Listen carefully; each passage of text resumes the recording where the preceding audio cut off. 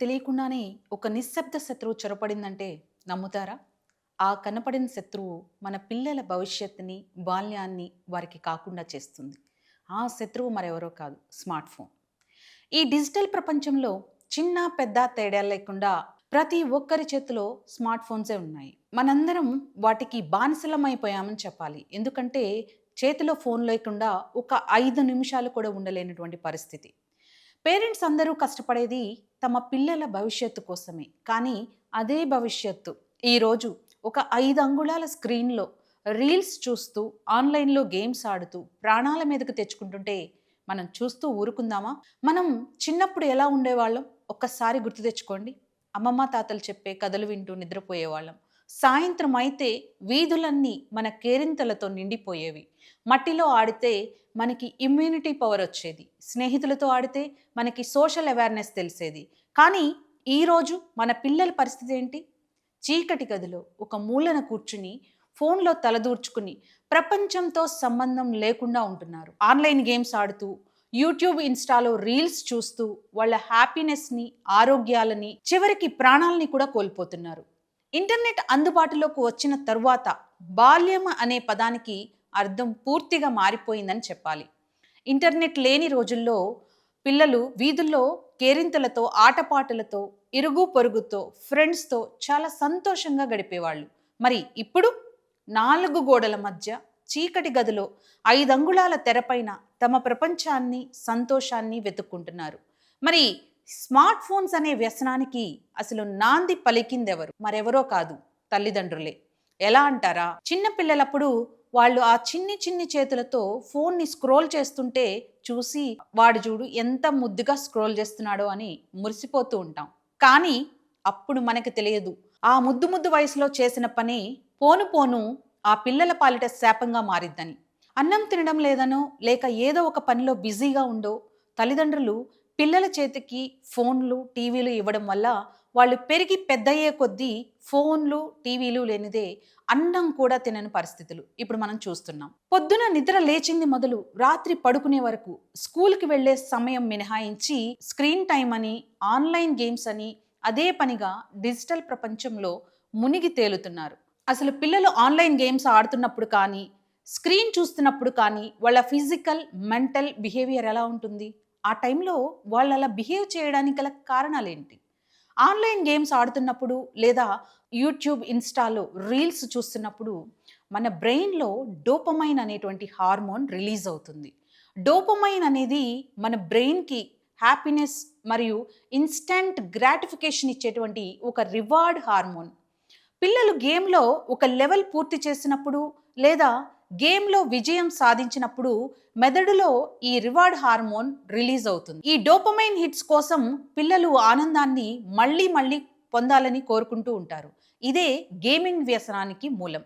దీనివల్ల బ్రెయిన్ ఎప్పుడూ ఒక రకమైనటువంటి యాంగ్జైటీ లేదా డిప్రెషన్‌కి గురవుతుంది. అదేవిధంగా పిల్లలు యూట్యూబ్ లేదా ఇన్‌స్టాలో షార్ట్స్ లేదా రీల్స్ అదే పనిగా చూడడం వల్ల ఈ డోపమైన్ లెవెల్స్ నిమిషానికి ఒకసారి పెరుగుతూ, తగ్గుతూ ఉంటాయి. ఈ డోపమైన్ లెవెల్స్‌లో వచ్చే మార్పుల వల్ల పిల్లలకు పేషెన్స్ తగ్గిపోవడం, ఫోకస్ తగ్గిపోవడం, స్టూడెంట్స్‌కి స్టడీస్ మీద ఫోకస్ చేయలేక చివరికి స్ట్రెస్ అండ్ డిప్రెషన్‌కి గురవుతూ ఉన్నారు. మరి చాలామంది తల్లులు ఎదుర్కొనేటువంటి ఒక ప్రధాన సమస్య ఏమిటంటే, పిల్లలు గేమ్ ఆడుతున్నంత సేపు లేదా యూట్యూబ్‌లో రీల్సో, షార్ట్సో చూస్తున్నంత సేపు చాలా పీస్‌ఫుల్‌గా ఉంటారు. కానీ ఎప్పుడైతే వాళ్ళ దగ్గర ఉన్నటువంటి మొబైల్ ఫోన్ లేదా ఎలక్ట్రానిక్ గాడ్జెట్స్‌ని తీసేయమని చెప్తామో వాళ్ళ బిహేవియర్ వెంటనే మారిపోతుంది. పిల్లలకు స్క్రీన్‌లను దూరం చేసినప్పుడు ఆ పిల్లల్లో చోటు చేసుకున్నటువంటి మానసిక మరియు శారీరక మార్పులేంటి? అసలు వాళ్ళ ఆ టైంలో అలా బిహేవ్ చేయడానికి గల కారణాలేంటి? పిల్లల్ని స్క్రీన్‌కి దూరం చేసినప్పుడు పిల్లల్లో వచ్చేటువంటి మార్పులను టెక్ విత్‌డ్రాయల్ అంటారు. ఇది డ్రగ్స్‌కి అడిక్ట్ అయిన వారు వాటిని మానేసినప్పుడు ఎలాంటి మెంటల్ అండ్ ఫిజికల్ ప్రాబ్లమ్స్‌ని ఫేస్ చేస్తారో, పిల్లల్లో కూడా స్క్రీన్ దూరం చేసినప్పుడు అటువంటి బిహేవియరే కనిపిస్తుంది.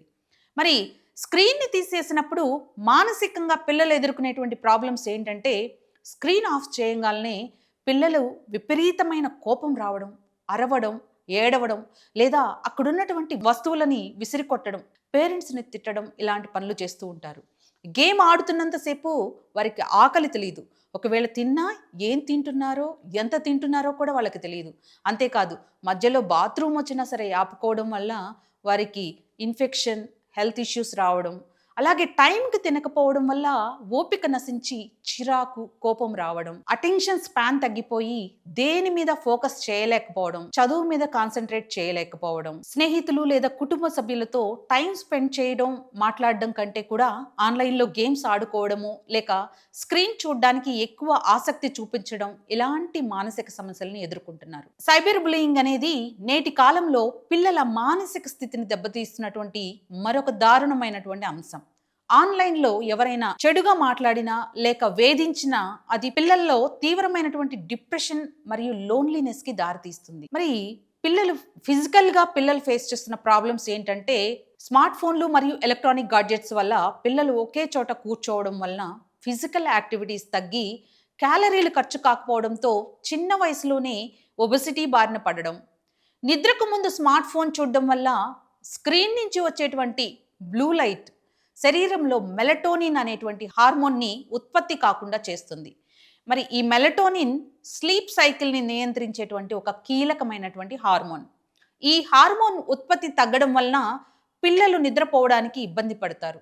ఫలితంగా మరుసటి రోజు అలసట, ల్యాక్ ఆఫ్ కాన్సన్ట్రేషన్ ఇలాగా అనేక ప్రాబ్లమ్స్ని ఎదుర్కొంటున్నారు. నిద్ర లేకపోవడం వల్ల మెదడు విశ్రాంతి తీసుకోలేక డిప్రెషన్కి దారితీస్తుంది. గంటల తరబడి ఫోన్ వైపు తల వంచి చూడడం వల్ల నెక్ అండ్ స్పైన్ పైన విపరీతమైన ఒత్తిడి పడుతుంది.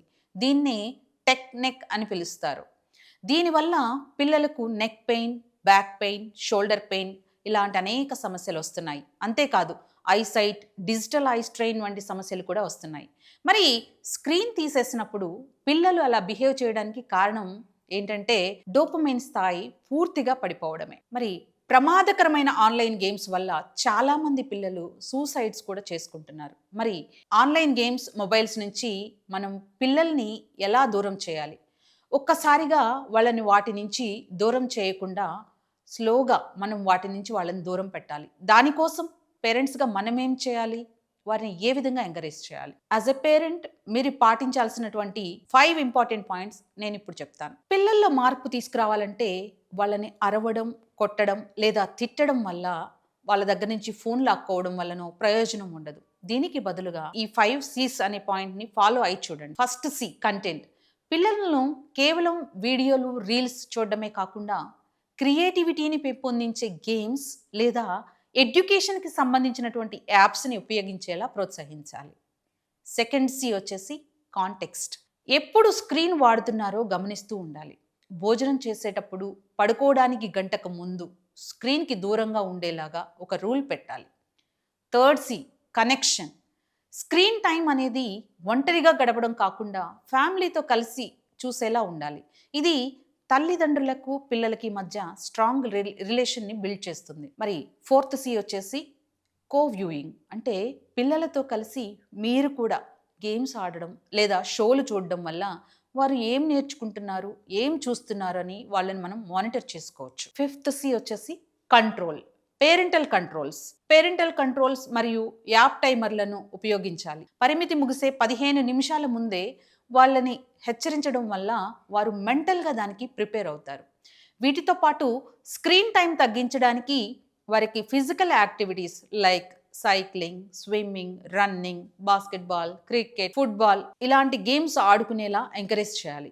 ఈ ఆటలు ఆడేటప్పుడు పిల్లలు గెలవడం మాత్రమే కాదు, ఓటమిని తట్టుకోవడం కూడా నేర్చుకుంటారు.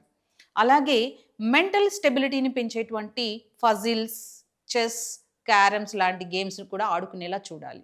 అంతేకాకుండా creative activities like painting, drawing, gardening, కిచెన్లో హెల్ప్ చేయడం ఇలాంటి పనులను కూడా ప్రోత్సహించాలి. అలానే సైబర్ బులియింగ్ అంటే ఏమిటో, అపరిచితులతో ఎందుకు మాట్లాడకూడదో వారికి అర్థమయ్యేలా చెప్పాలి.